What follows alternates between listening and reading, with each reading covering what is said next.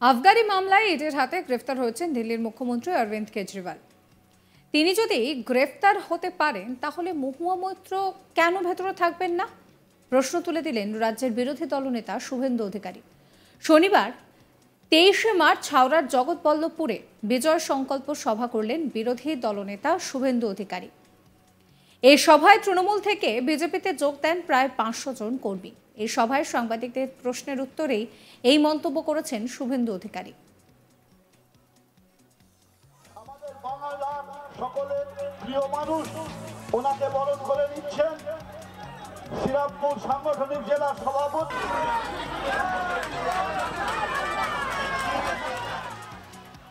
শুভেন্দু অধিকারী কি বলছেন শোনাবো আপনাদের।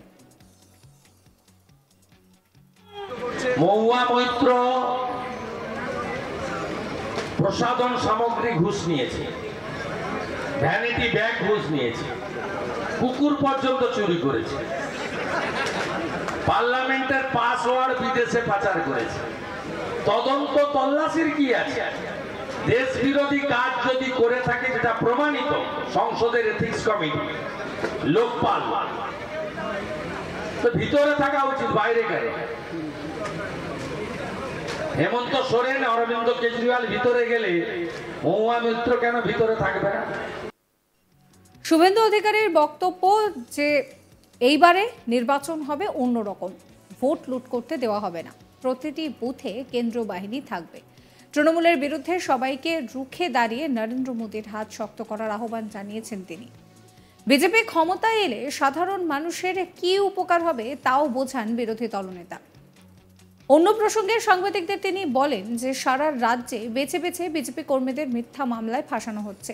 খেজুরিতে তপশিলীদের উপরে আক্রমণ হয়েছে, পিংলায় দেহ পাওয়া গিয়েছে। এই রাজ্যে পুলিশকে সরিয়ে অন্য রাজ্য থেকে পুলিশ নিয়ে এসে গণতন্ত্রের বিকাশ করার জন্য, সেই পরিবেশ তৈরির জন্য নির্বাচন কমিশনকে উদ্যোগ নিতে হবে। তাই তিনি নির্বাচন কমিশনকে অনুরোধও জানিয়েছেন।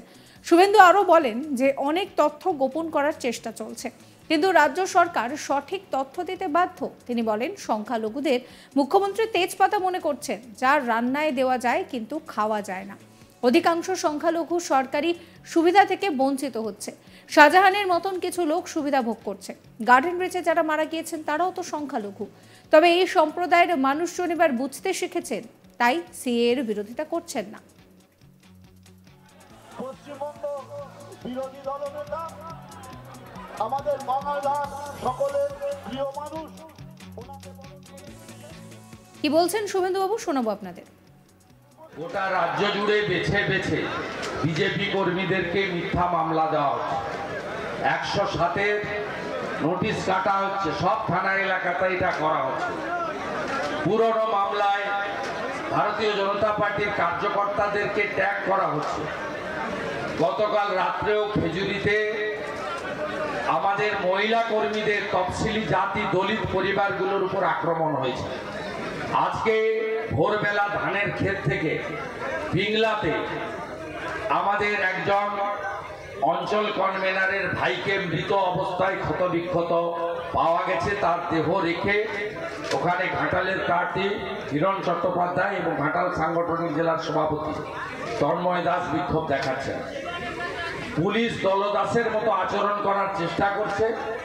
আমরা ইলেকশন কমিশনকে বলবো, পশ্চিমবঙ্গে থেকে পুলিশকে শুধু ভোটের দিন নয়, এখন থেকে সরিয়ে রেখে প্রয়োজন হলে অন্য রাজ্য থেকে পুলিশ অফিসারদেরকে নিয়োগ করে এই রাজ্যে আইনের শাসন, গণতন্ত্র এবং বহুদলীয় যে গণতান্ত্রিক ব্যবস্থাপনা, অর্থাৎ নির্বাচনে লেভেল প্লেইং ফিল্ড, অর্থাৎ নির্বাচন পরিবেশ প্রচারের সুযোগ, এটা করার ব্যবস্থা গ্রহণ করতে হবে।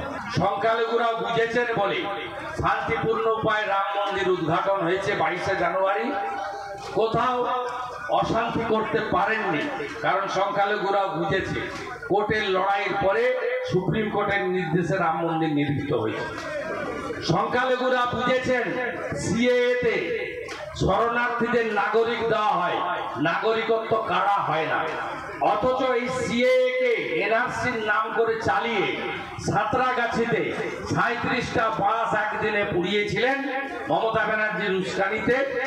রুগীরা ভেলোর থেকে ফিরছিল, করমণ্ডল এক্সপ্রেসে উলবেড়িয়াতে পাথর ছুড়ে রুগীদেরকে পর্যন্ত আহত করেছিলেন।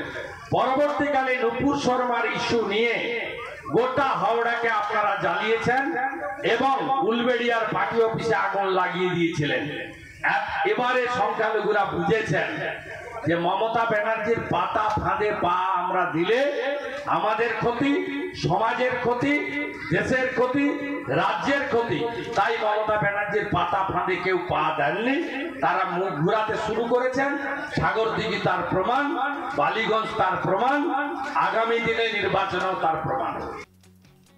আবগারি মামলায় ইডির হাতে গ্রেফতার হয়েছেন দিল্লির মুখ্যমন্ত্রী অরবিন্দ কেজরিওয়াল। তিনি যদি গ্রেফতার হতে পারেন তাহলে মহুয়া মৈত্র কেন ভিতরে থাকবেন না, প্রশ্ন তুলেছেন রাজ্যের বিরোধী দলনেতা শুভেন্দু অধিকারী। প্রসঙ্গত আমরা জানি যে এই মুহূর্তে দাঁড়িয়ে কৃষ্ণনগরের প্রার্থী মহুয়া মৈত্র, তিনি যথেষ্টই হেভিওয়েট প্রার্থী। এই মুহূর্তে বিজেপির তরফ থেকে সেখানে কিন্তু কোনো প্রার্থীর নাম ঘোষণা করা হয়নি, তাই কিছুটা হলেও বাড়তি অ্যাডভান্টেজ পাচ্ছেন মহুয়া মৈত্র। এই পরিস্থিতির মধ্যে যেখানে একেবারে লোকসভা নির্বাচন আসন্ন, দরজায় কড়া নাড়ছে, সেখানে দাঁড়িয়ে মহুয়া মৈত্রের বাড়ি, অফিস, এই সমস্ত জায়গায় কিন্তু সিবিআই আধিকারিকরা তারা তল্লাশি চালিয়েছেন। এই ঘুষ কাণ্ডে এই তল্লাশি এবং যে ছবি আমরা দেখেছিলাম যে শনিবার দিনভর সকাল 7টা থেকে রাত 10টা পর্যন্ত তল্লাশি চালানো হয়েছিল মহুয়া মৈত্রের বাড়ি, অফিস, এই সমস্ত জায়গায়। এবার মহুয়া মৈত্র কেন জেলের ভিতরে থাকবেন না সেই নিয়ে প্রশ্ন তুললেন শুভেন্দু অধিকারী। তিনি বলছেন যে মহুয়া মৈত্র কেন জেলে থাকবেন না, যদি অরবিন্দ কেজরিওয়াল তিনি জেলে থাকতে পারেন তাহলে কেন মহুয়া মৈত্র জেলে থাকবেন না, কি বলছেন তিনি শোনাবো। মহুয়া মৈত্র প্রসাধন সামগ্রী ঘুষ নিয়েছে, ভ্যানিটি ব্যাগ ঘুষ নিয়েছে, কুকুর পর্যন্ত চুরি করেছে, পার্লামেন্টের পাসওয়ার্ড বিদেশে পাচার করেছে। তদন্ত তল্লাশির কি আছে? দেশ বিরোধী কাজ যদি করে থাকে যেটা প্রমাণিত, সংসদের এথিক্স কমিটি, লোকপাল, তো ভিতরে থাকা উচিত, বাইরে কেন? হেমন্ত সোরেন, অরবিন্দ কেজরিওয়াল ভিতরে গেলে মহুয়া মৈত্র কেন ভিতরে থাকবে না?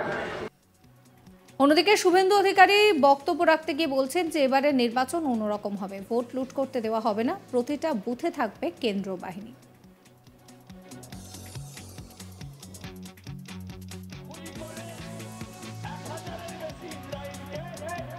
মেরে দিয়ে তারা বেরিয়ে চলে গেল 1000-এর বেশি।